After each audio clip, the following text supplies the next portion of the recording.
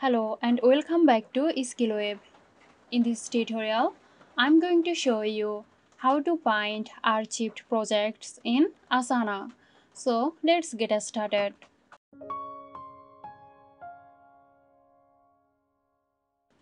Start by logging into your account.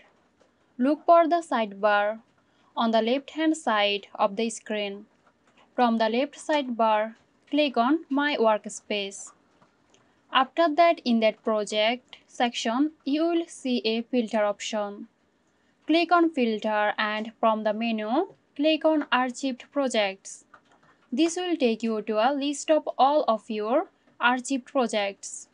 You can browse through the archived project to find the specific project you are looking for. So that's it. Hope you found this tutorial helpful.